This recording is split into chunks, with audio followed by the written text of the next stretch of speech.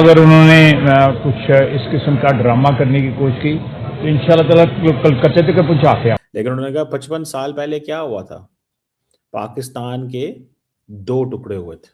अगर दोबारा ऐसी नजर हरकतें पाकिस्तान ने की तो अब पता नहीं पाकिस्तान के कितने हिस्से हो जाएंगे। ये क्या हमारा मुकाबला करेंगे? हम तो जिहाद करते हैं। अच्छा, मर गए तो शहादत की मौत, ठीक है। जिंदा रह गए तो गाजी। हाँ। तो ये मौत की तमन्ना करें ना, राजनाथ सिंह खुद वो करें ना। इसे जरूरत क्या पेश आ गई थी जो राजनाथ सिंह साहब ने स्टेटमेंट दिया? आप अगर राजनाथ साहब की जगह होती क्या बोलती कि अगर कोई पाकिस्तान नया मिस एडवेंचर करेगा तो हम हाथ जोड़ लेंगे? पर कभी हमने पहले हमला नहीं किया। अच्छा, जब भी हमला किया इंडिया ने किया। अब वेस्ट पाकिस्तान में कलकत्ता का नाम ले लेना या तो उनके दिमाग में अचानक आया या नई दिल्ली कहने से डरते हैं वो, तो फिर कलकत्ता उन्होंने यूज कर लिया।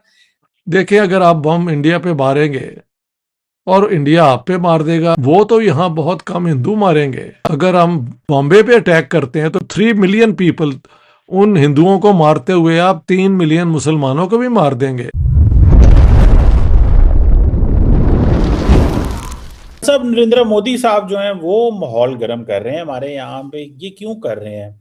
कल भी उन्होंने कहा है कि वो कश्मीर फाइल्स देखो, फलानी मूवीज देखो, धुरंधर देखो। वो ऐसी मूवीज हैं जो पाकिस्तान के खिलाफ हैं, कि इंडिया भी पाकिस्तान के खिलाफ जो है वो कुछ कर सकता है। और आज ख्वाजा आसिफ ने कहा है कि हम कलकत्ता तक जाएंगे। पिछली दफा हम 250-300 किलोमीटर तक रहे थे। चीमा साहब, दर हकीकत दुख से दुख की बात कहूंगा, आरएसएस अपने एजेंडे से इलेक्शन जीत जाती है लेकिन भारत हार जाता है। ये कंफर्म है।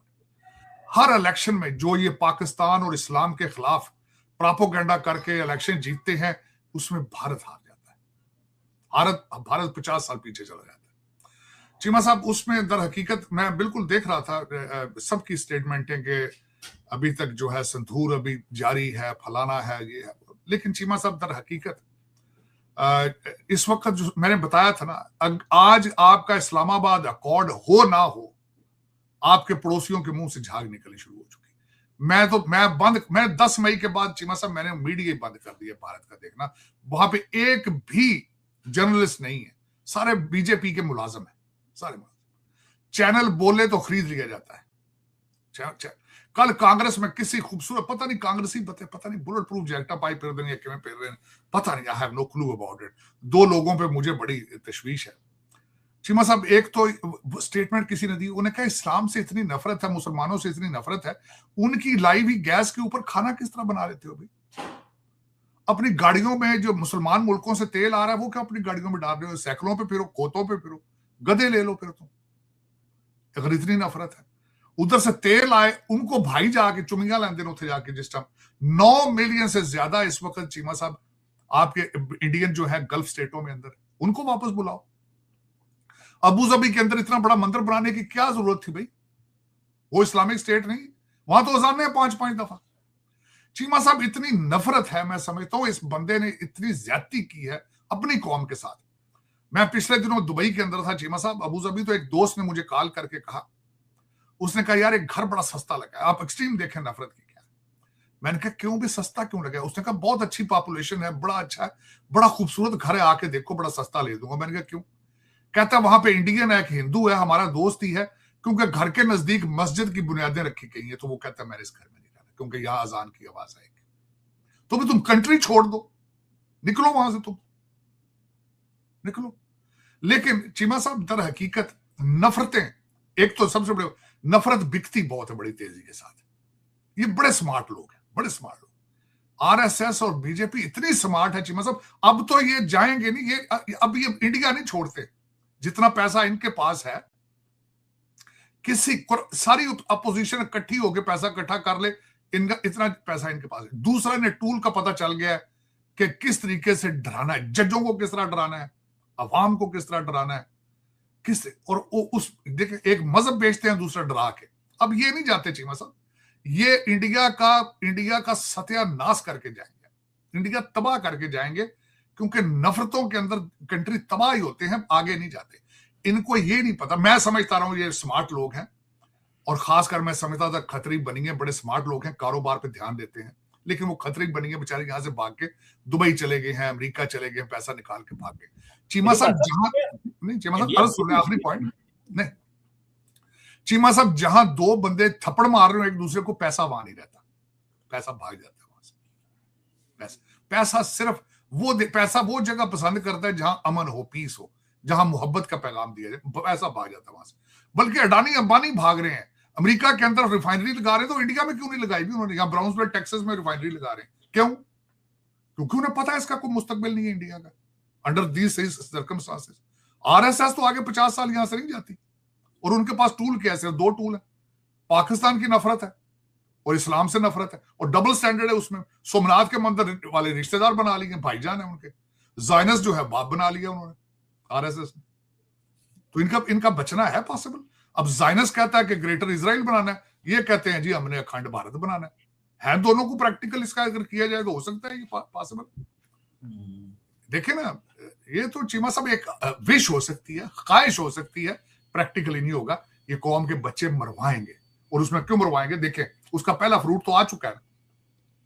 चीमा साहब बांग्लादेश इनके हाथ से निकल गया है, चीमा साहब नेपाल इनके हाथ से निकल गया है, और मैं history, according to the history, कोई कंट्री तरक्की नहीं कर सकता जिसके आसपास रिलेशनशिप खराब हो, जिनके साथ बॉर्डर लगते हो, कोई क्योंकि ट्रेड नहीं हो रही होती चीमा साहब, वो चोक हो रहा था अंदर बैठ के, तो चोक तो हो रही है पहले। हम तो जिहाद करते हैं, अच्छा, मर गए तो शहादत की मौत, ठीक है, जिंदा रह गए तो गाजी। हाँ, तो ये मौत की तमन्ना करें ना, राजनाथ सिंह खुद को करें ना कि मुझे मरना है, एक दफा ख्वाहिश तो करें। अच्छा, नहीं मोदी उसमें ख्वाहिश तो करे कि मुझे मरना है। राज- ये तो मौत से डरते हैं। इंडिया पर कभी हमने पहले हमला नहीं किया, अच्छा, जब भी हमला किया इंडिया ने किया, ठीक है, और अल्लाह के हुक्म से हमने उनका मुंह तोड़ जवाब दिया। क्यूज हैं वो ये कहते हैं जी ग्रेटर इसराइल, वो इसके चक्कर में है। कभी नहीं बनेगा। एक साइड पे ये कहते अखंड भारत वाले, हिंदुस्तान वाले, वो उनका ये ये कंसेप्ट उनका भी है। ख्वाब है। एक साइड पे पाकिस्तान या मुसलमान, गजवा हिंद, और पूरी दुनिया में मुसलमान का राज। पूरी दुनिया इस वक्त जंग की हालत में, बिल्कुल ऐसे ही है, ठीक है, लेकिन हमसे सभी खौफजदा है। पाकिस्तान से क्यों खौफजदा है? अमेरिका भी खौफजदा है, अच्छा, इसराइल भी खौफजदा है खौफजदा है पाकिस्तान से। उनकी आंख में फटते ही पाकिस्तान है। ईरान तो बहाना था, ठीक है, वो अगला आगे से नंबर, वो अड़ गया, हाँ, ठीक है, ईरान में नहीं गिरा उनके कदमों में, ठीक है असल निशाना तो पाकिस्तान था। जो बेसिक अफगानी हैं जी, वो मोहब्बत करते हैं पाकिस्तान से, और तालिबान, जो तालिबान है वो मोहब्बत करते हैं पैसे से। ठीक है, और वो उनको पैसा कहाँ चाहिए। से आता है? पैसा आ रहा है इंडिया से, इंडिया पैसा दे इंडिया रहा से है। पैसा आ रहा है। आप अगर राजनाथ साहब की जगह होती क्या बोलती कि अगर कोई पाकिस्तान नया मिस एडवेंचर करेगा तो हम हाथ जोड़ लेंगे? क्या आप ऐसा बोल पाएंगे एक पॉलिटिकल रैली में? एक बात। दूसरी बात, एज अ कंट्री ऑल्सो क्या आप ये बोल पाएंगी कि नहीं, कोई हमारे साथ किसी भी तरह का मिस एडवेंचर करेगा तो हम टॉलरेट कर लेंगे? आई डोंट थिंक कि किसी ने ये बोला था कि हम पाकिस्तान पर अटैक करने वाले हैं, किसी ने ये भी नहीं बोला कि हम तैयारी कर रहे हैं अटैक करने की। अब अगर उसमें एनिमी को घबराहट आए तो उसमें मेरा प्रॉब्लम नहीं है, क्योंकि हमारे यहाँ अभी भी माना जाता है, आपके यहाँ शायद कम माना जाता होगा, कि the more I sweat in peace the more blood I will save in war, because we don't want war.